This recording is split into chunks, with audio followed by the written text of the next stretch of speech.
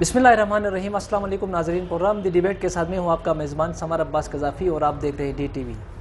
नाज़रीन, हमारे इस डिबेट प्रोग्राम का बुनियादी मकसद ये है कि गिलगित बल्तिस्तान के इलेक्शंस में जो भी कैंडिडेट, चाहे वो किसी भी पॉलिटिकल पार्टी से उनका ताल्लुक़ हो या इंडिपेंडेंट कैंडिडेट्स हो, उनकी हम पॉलिटिकल प्रोफाइल के ऊपर, उनकी जो मैनिफेस्टो है, उनके जो पॉलिटिकल स्ट्रगल है, इस हवाले से हम बात करते हैं।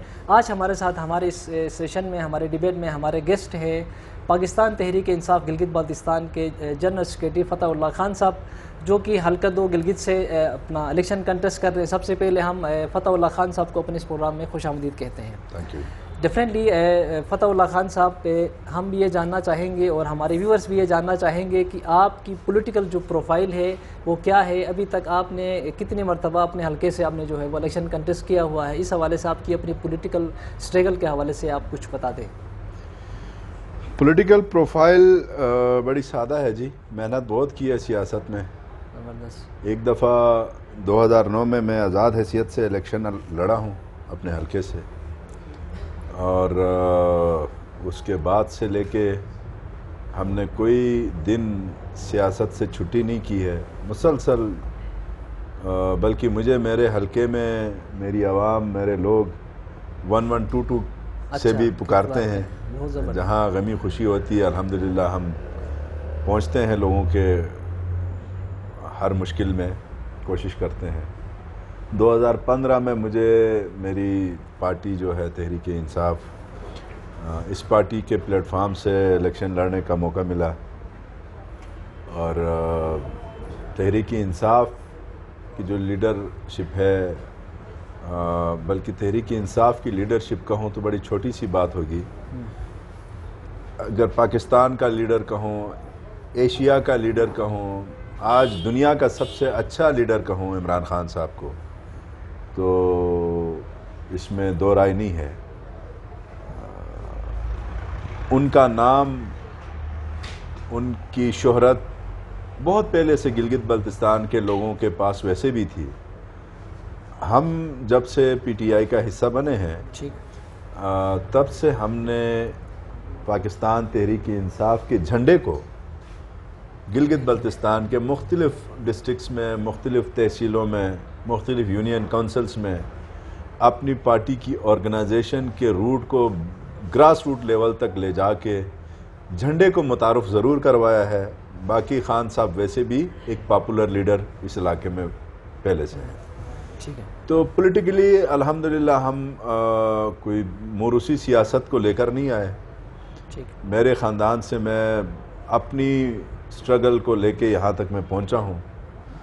तो साथ साथ हमारी उस वक़्त जो चॉइस थी कि हम तहरीक इंसाफ का हिस्सा बने, वो इसीलिए थी कि इस पार्टी में आपको आगे जाने के मौके बहुत अच्छे हैं यूथ के लिए, नौजवानों के लिए, क्योंकि यहाँ रिश्तेदारों को नवाजने वाला कोई कल्चर नहीं है।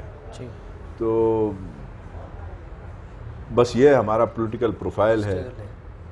अच्छा, आपने 2015 के इलेक्शन कंटेस्ट किया, लास्ट टाइम जो है वो आप उससे फिर जो है वो विड्रॉ हो गए। फिर उसके बाद जैसा कि आपने कहा कि आप 1122 के इस पे विड्रॉ का क्या मतलब है? मैं इलेक्शन कंटेस्ट आपने किया कि नहीं किया उसमें? मुझे 3000 वोट मिले, मैं इलेक्शन लड़ा हूँ बाकायदा तौर पे। ठीक। अच्छा, जैसा कि आपने कहा कि आप 1122 को, जो पब्लिक आपको 1122 समझती है, आप अपने पब्लिक को रेस्क्यू करने में किस हद तक कामयाब हो गए? बहुत ज़्यादा।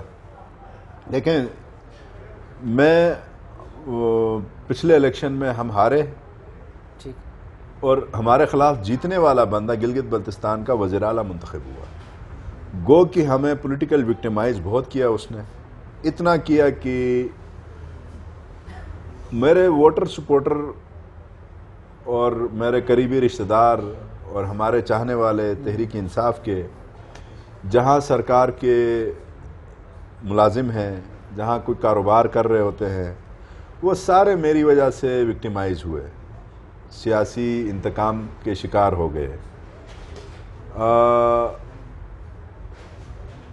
میرا ایک نصب العین ہے کہ میں کسی آدمی کو غلط اور جھوٹا وعدہ نہیں کرتا، نمبر 1۔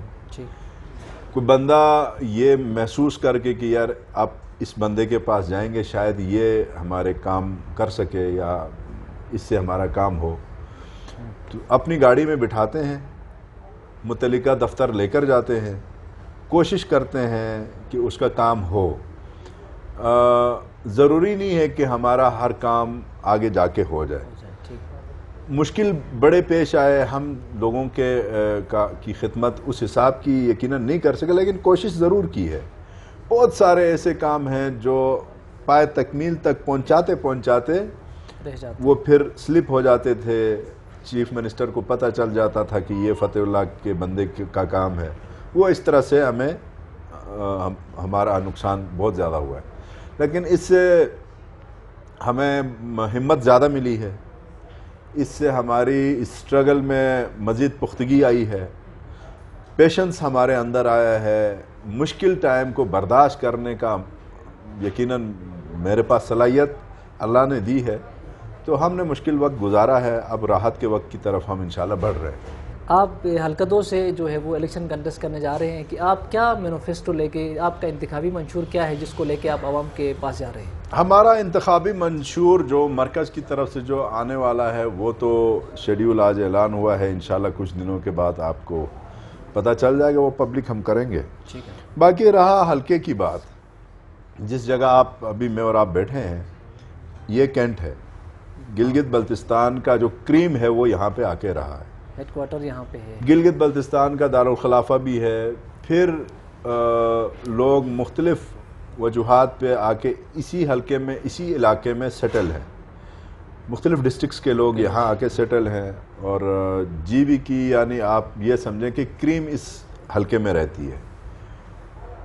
یہاں پینے کا پانی نہیں ہے، یقین کریں آپ کہ 5 سال میں حفیظ الرحمان نے جو وعدے کر کے یہاں کے لوگوں سے ووٹ لیے، بوند بوند کو ترستے ہیں لوگ پانی کے لیے۔ بجلی کا آپ خود اس بات کے گواہ ہیں، شاہد ہیں کہ جیسے ہی نومبر 15 ہو جاتی ہے اس کے بعد لوڈ شیڈنگ کا سلسلہ شروع ہوتا ہے، جا کے مئی 15 تک 2 گھنٹہ 24 گھنٹے میں 2 گھنٹہ بجلی نصیب ہوتی ہے۔ تو نہ یہ پانی دے سکے پینے کا، نہ یہ لوگ بجلی دے سکے، اور اس کے علاوہ یہاں پہ گورنمنٹ کی طرف سے پبلک لائبریریز، کیونکہ جب میں نے آپ کو ذکر کیا کہ یہاں گلگت بلتستان کی ایلیٹ رہتی ہے، اب اس ایلیٹ کلاس کے لیے آپ نے فیسیلیٹیٹ تو کرنا ہے۔ فیسیلیٹیٹ آپ کس طرح کرتے ہیں؟ آپ گورنمنٹ کی لائبریریز مردوں کے لیے، خواتین کے لیے الگ الگ لائبریریز بنائیں۔ کون سا اتنا بڑا راکٹ سائنس ہے یا پیسہ لگے گا کہ آپ کیا لکھا پڑھا جو بچہ ہے بجائے وہ موبائل کے ساتھ کھیلے، ایک گورنمنٹ کی لائبریری میں بیٹھے وہاں پہ ٹائم وہ اپنا گزارے۔ پھر ہماری بچیاں ہیں ان کے لیے آپ گورنمنٹ کی لائبریری آپ دے دیں۔ تو یہ وہ چیزیں ہیں جو بنیادی انسان کی ضرورت ہے۔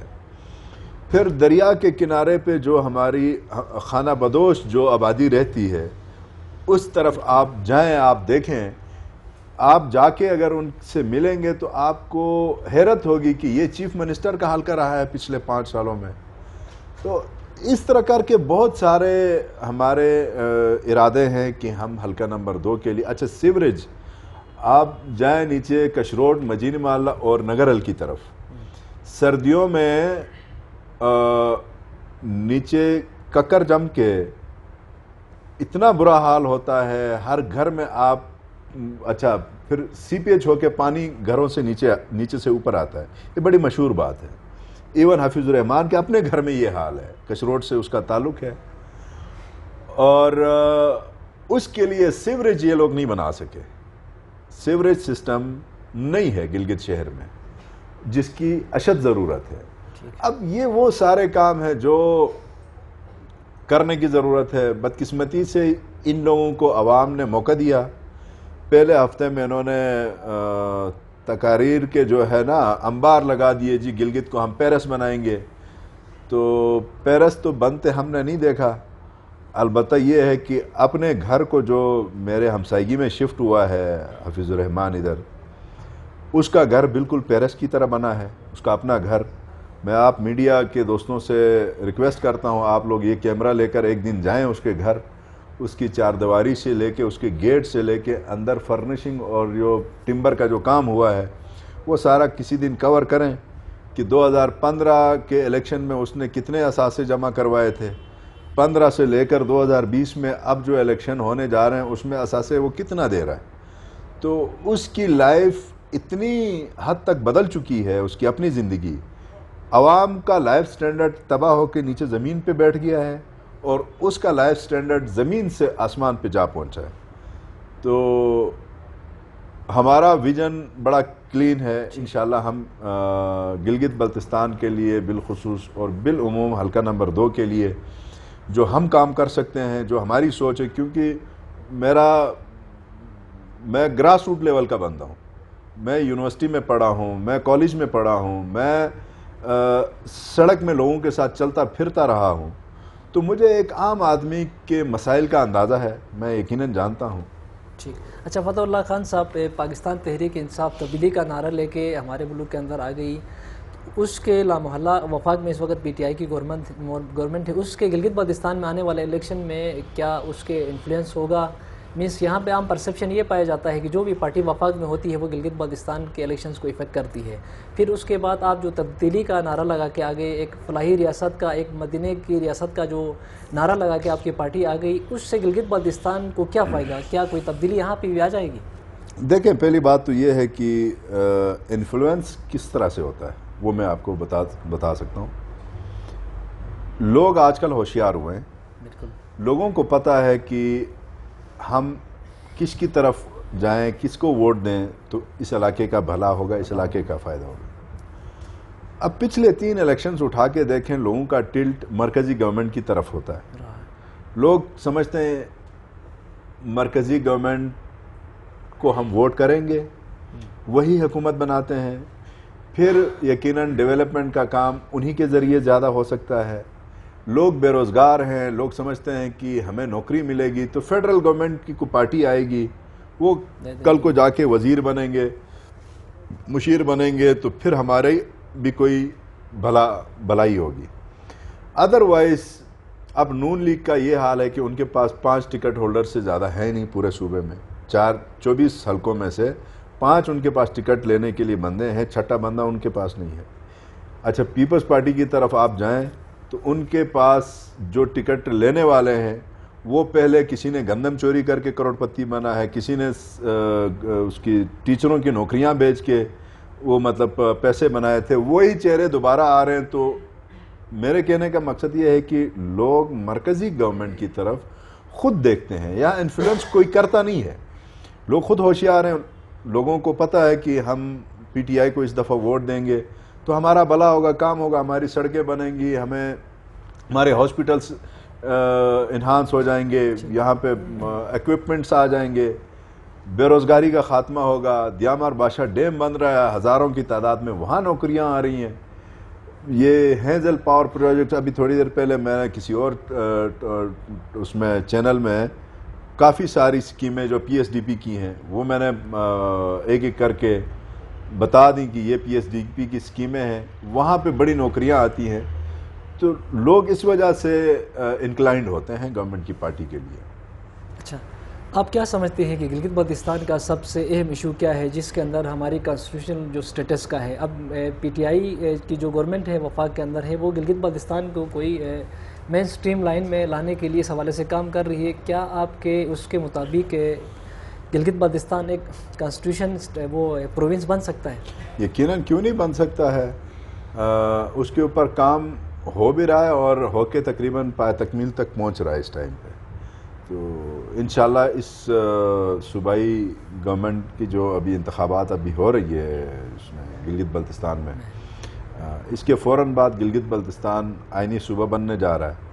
تو فورن آفس اس کے اوپر کنونسڈ ہے, گورنمنٹ کنونسڈ ہے, تمام سٹیک ہولڈرز جتنے بھی آپ کے ملک کے ہیں سب چاہتے ہیں گلگت بلتستان کو اب قومی دھارے میں شامل کیا جائے. لوگوں کی خواہش بھی ہے, اور میں کہتا ہوں کہ یہ تاریخ میں رہتی دنیا تک انشاءاللہ عمران خان صاحب کا نام گلگت بلتستان کے لوگوں کے دلوں میں زندہ رہے گا. یہ کام ہونے جا رہا ہے انشاءاللہ. پی ٹی آئی کے اس وقت جو آپ کے جیسا کہ کہا آپ کے لیڈر ہیں, ہمارے پورے ملک کے وزیر اعظم عمران خان صاحب اپنا ٹورزم کے پروموشن کے حوالے سے بہت سنجیدہ ہیں, بڑے اقدامات اٹھا رہے ہیں. گلگت بلتستان میں اس وقت ٹورزم کی پروموشن کے لیے وفاق میں جو آپ کی لیڈرشپ ہے اس نے کیا کچھ ابھی تک اقدامات اٹھائے ہیں, کیونکہ یہاں پہ بہت بڑا پوٹینشیل پایا جاتا ہے اور مستقبل میں اس سے کثیر تعداد میں زر مبادلہ حاصل کیا جا سکتا ہے. بڑی اچھی تیاری تحریک انصاف کی گورنمنٹ کر رہی ہے, پورے ملک میں کر رہی ہے, اسپیشلی گلگت بلتستان میں. حقیقت میں دیکھیں تو آپ کو بہت زیادہ پوٹینشیل ہے. بدقسمتی سے گزشتہ 7-8 مہینوں سے اس کووڈ کی وجہ سے یہ تھوڑے سے حالات ہماری طرف خراب ہو گئے. ادروائز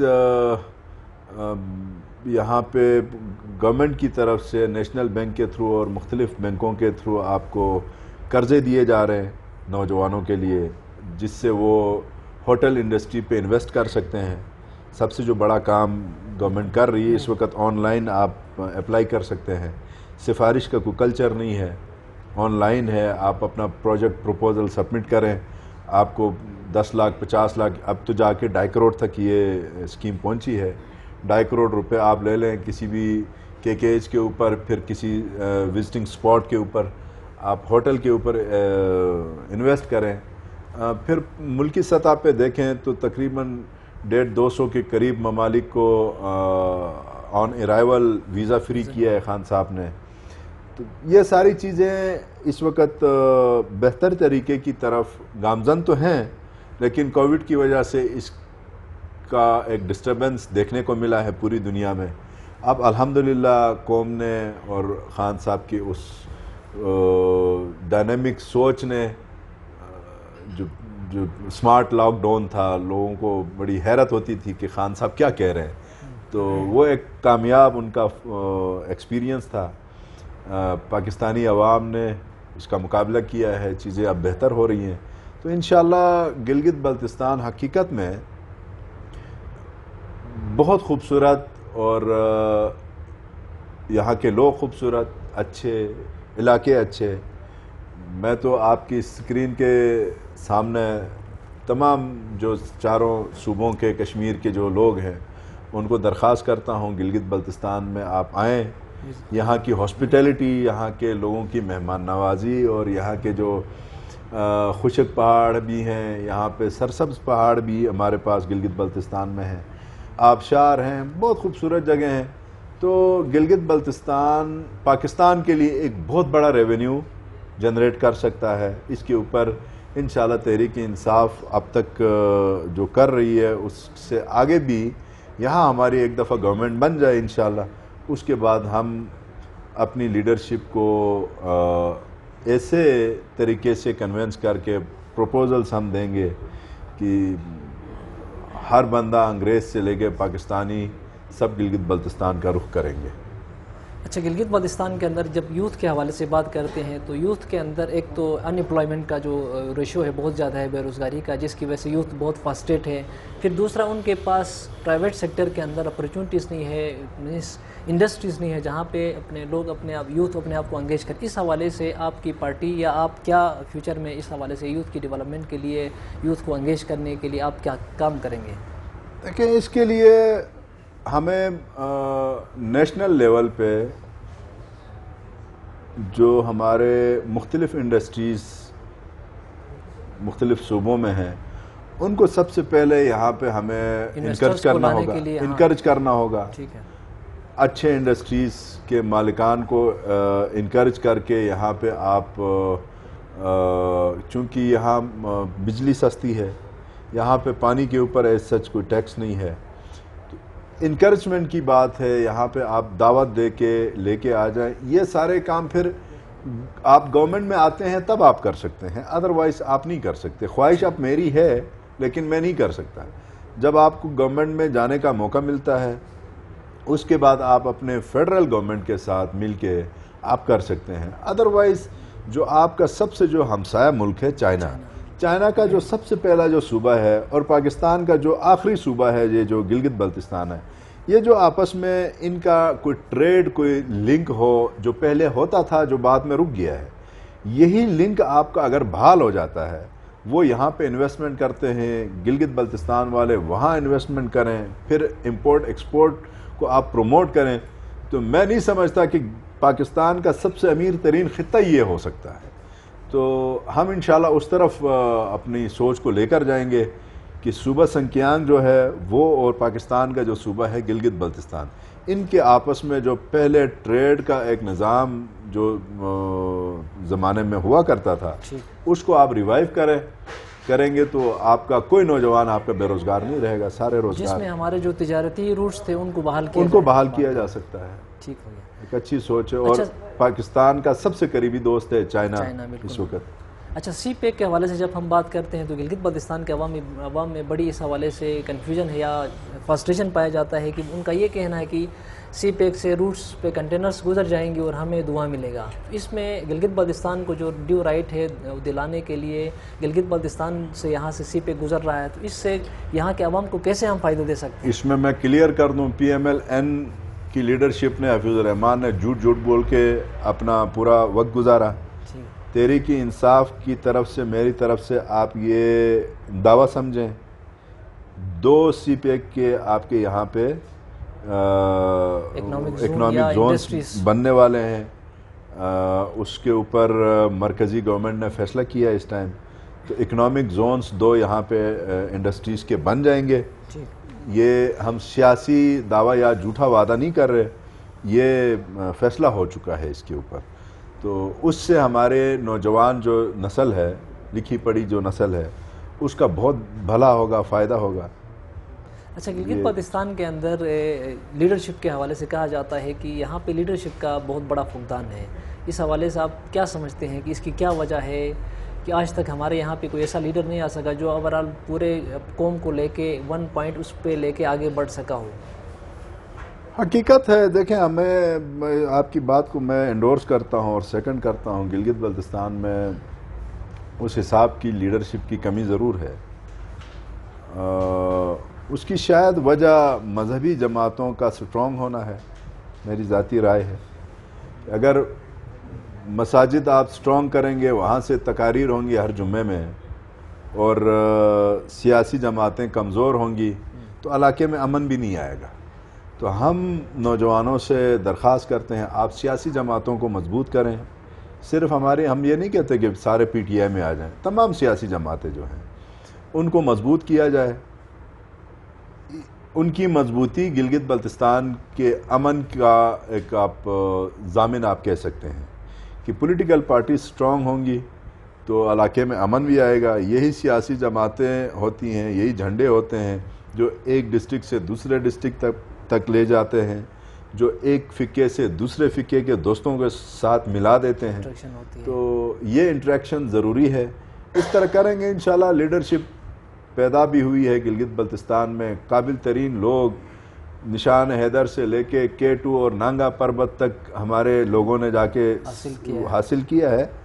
تو لیڈر کا ہونا بس یہ ہے کہ اپنے اس اگلے الیکشن کا مقصد سے نکلیں ہم کہ میں نے اگلا الیکشن کیسے جیتنا ہے, مذہبی کارڈ استعمال کرنا ہے, قومیت کا کارڈ استعمال کرنا ہے, علاقائیت کا کارڈ. اس ذہنیت سے ہم نکلیں گے تو یقیناً گلگت بلتستان میں لیڈرشپ کا پیدا ہونا. کوئی لیڈر بڑے بیٹھے ہیں ہمارے گلگت بلتستان میں ہیں ضرور, لیکن وہ وقت نے ان کو مطلبی ضرور بنایا ہے, میں کیا کہہ سکتا ہوں. اچھا, اس میں جیسا کہ آپ نے کہا کہ یہاں پہ جو ہے وہ تعصب کو جو ہے پروموٹ کیا جاتا ہے. موسٹلی عام عوام کا یہ خیال ہے کہ جب بھی الیکشنز قریب آتے ہیں تو یہی سیاستدان ہی ہوتے ہیں جو ہر قسم کے تعصبات کو ہوا دیتے ہیں, چاہے وہ علاقائی باعث ہو, قومی تعصبی, ہر حوالے سے جتنے بھی تعصب کی چیزیں ہوتے ہیں وہ الیکشن کے دنوں میں ہمارے سیاستدان ہی کرتے ہیں. سیاستدان ہی کرتے ہیں, میں مانتا ہوں اس کو. سیاستدان ہی عوام کو گمراہ کرتا ہے, میں بالکل مانتا ہوں. اچھا, سابقہ جو یہاں پہ پارٹیز رہی، پیپلز پارٹی، نون رہی، ان کی کارکردگی کے حوالے سے آپ کیا کہنا چاہیں گے؟ برا حال ہے ان گورننس کا، کو ڈیلیور کرنے میں وہ ان کامیاب کا ہیں؟ ایسا میں بتاؤں آپ کو، 2009 میں گلگت بلتستان میں پیپلز پارٹی نے گورنمنٹ بنائی تھی، بنائی بالکل. 2015 میں وہ جس نے 5 سال پورے کیے اس نے 1 سیٹ جیتی جا کے، عمران ندیم کی، ہاں ٹھیک، 24 میں سے 1 سیٹ جیت کے آئے. اور پہلی دفعہ تحریک انصاف میدان میں آئی تھی، تحریک انصاف بھی 1 سیٹ جیت کے آئی تھی. اب نون کا یہ حال ہونا ہے، پچھلے 5 سال انہوں نے پورے کیے. میں تو سوچ رہا ہوں کہ یہ 1 سیٹ کون سی والی جیتے گی پی ایم ایل این، اچھا وہ ایک خوش قسمت شہزادہ کون ہوگا؟ تو ان کا برا حال ہے، کوئی سیٹیں ان کی نہیں ہیں، لوگ ان کو نہیں پسند کرتے، لوگوں کو پتہ چل گیا یہ جھوٹے ہیں، ان کو ووٹ دینا ہے، پھر پیسے دے کے ہی کام نکالنا ہے، کیونکہ لوگوں کو پتہ چل گیا ہے. اچھا فتح اللہ صاحب، آپ پی ٹی آئی کے جنرل سیکریٹری ہیں، آپ کیا گیس لگاتے ہیں کہ ابھی آنے والے الیکشن میں آپ کی پارٹی کتنے سیٹیں جیتے گی گلگت بلتستان سے؟ 18 سے 19 میں پچھلے سال سے کہہ رہا ہوں، آپ لکھ لیں، نوٹ کر لیں. میکسیمم 19 اور 18 تو ہماری ہیں، 2/3 میجارٹی انشاءاللہ ہو جائے گی. اچھا پی ٹی آئی کے بارے میں عام جو آپ کے دیگر جو پارٹی سے ان کا یہ کہنا ہے کہ ان کو سلیکٹ کر کے لایا جاتا ہے، اس حوالے سے آپ کیا کہتے ہیں؟ بس کیا کہیں، میں دیکھ رہا تھا کل سوشل میڈیا میں ضیاء الحق کے ساتھ نواز شریف کی کوئی تصویر میں دیکھ رہا تھا، بڑے بیچارے جھک کے نا اس کے سامنے کھڑے ہیں. میرے چیئرمین نے اسٹرگل کیا ہے ذاتی طور پہ، خود اپنی سیاست شروع کی ہے، ایک کھیل کے میدان سے اٹھ کے آئے ہیں، اسٹرگل کیا ہے، محنت کی ہے، لوگوں کے گھر گھر گئے ہیں، اونچ نیچ دیکھی ہے زندگی میں، کوئی ان کو پکڑ کے نہیں لایا. تو جو وہ الیکٹ ہو کے نہیں آتے، جو خود سلیکٹ ہیں، نواز شریف اینڈ کمپنی ہے، پھر جنہوں نے اپنا نام تک چینج کیا، باپ کے نام کے بجائے ماں کی نسل کے ساتھ جا کے نام لگائے ہیں، وہ اگر ٹی وی کے سامنے آ کے کہیں کہ جی یہ الیکٹڈ نہیں ہے، یہ سلیکٹڈ ہے، تو تاریخ تو دنیا کے سامنے ہے، ان کے سامنے ہے. ہم کیا کہہ سکتے ہیں ایسے لوگوں کے حوالے سے؟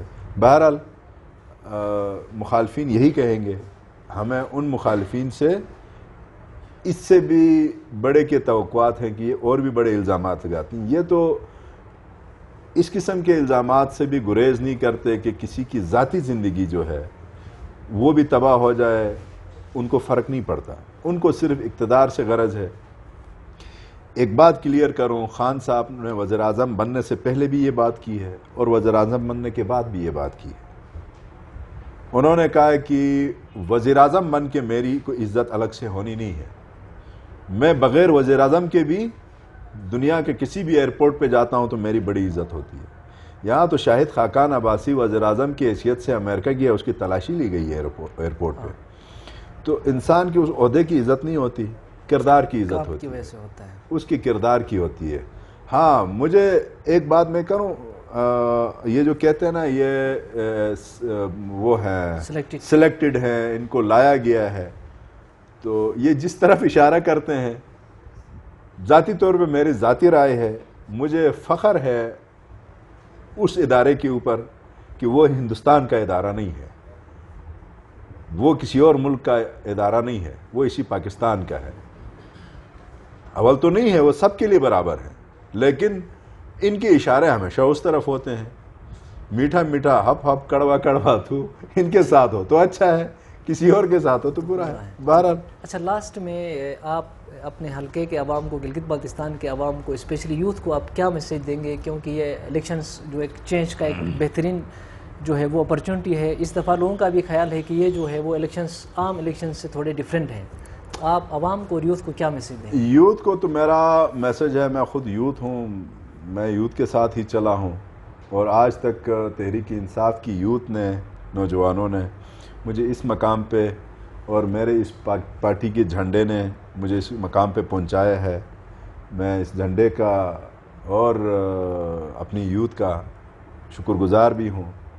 اپنی یوتھ کی توسط سے میں تمام حلقے کے لوگوں کو، بزرگوں کو، اپنی ماؤں کو، بہنوں کو اور یوتھ کو یہ پیغام دینا چاہتا ہوں کہ 15 نومبر کو ہماری جو ڈیٹ فکس ہوئی ہے، اس دنگل میں تحریک انصاف کے لیے آپ نکلیں، آپ ایک دفعہ اس پارٹی کو موقع دیں۔ دونوں پارٹیوں کو آپ اس سے پہلے آزما چکے ہیں، دونوں کو اقتدار بھی ملا ہے، اور ہم بہت کچھ کرنا چاہتے ہیں اپنے گلگت بلتستان کے لیے، بالخصوص میں اپنے حلقے کے لیے ایک اچھی سوچ میں لے کے آیا ہوں۔ تو میں نے مشکل کے 2 الیکشنز لڑے ہیں، یہ میرا جو تیسرا الیکشن ہے، انشاءاللہ اس کو آپ یوتھ نے اس کو آسان بنانا ہے، اللہ آسان بنائے گا۔ اس کے بعد یوتھ سے میری امیدیں بہت وابستہ ہیں، سب مل کے انشاءاللہ اس حلقے میں ہم کامیابی کی طرف جائیں، یہی میرا پیغام ہے۔ خان صاحب کو آپ نے ووٹ دینا ہے، بلے کا ووٹ پورے گلگت بلتستان میں پڑے گا، اور یہ ووٹ خان کا ہوگا۔ میں یہ بھی کہوں گا خان صاحب کو خود پسند کر کے ووٹ دیں گے لوگ۔ بہت بہت شکریہ فتح اللہ خان صاحب، آپ نے ہمارے اس پروگرام میں شرکت کی اور ہمیں ٹائم دے دیا۔ ناظرین، لاسٹ میں اس پیغام کے ساتھ کہ تبدیلی زندگی میں بہت ضروری ہے۔ کہا جاتا ہے کہ ایک دفعہ آزمائے ہوئے کو دوبارہ آزمانا جو ہے وہ بیوقوفی ہے۔ آپ کے پاس یہ الیکشنز کی شکل میں ایک بہترین موقع ہے کہ آپ اپنے مستقبل کا فیصلہ کریں۔ آپ ووٹ جو ہے وہ سوچ سمجھ کے دے دیں، اس بندے کو آپ ووٹ دے دیں جو آپ کے مسائل آپ کے ڈور سٹیپ پہ حل کر سکے۔ انشاءاللہ کسی اور پروگرام کے ساتھ آپ کے ساتھ ملاقات ہوگی، تب تک کے لیے اپنے میزبان سمر عباس قذافی کو اجازت دیں۔ اللہ حافظ۔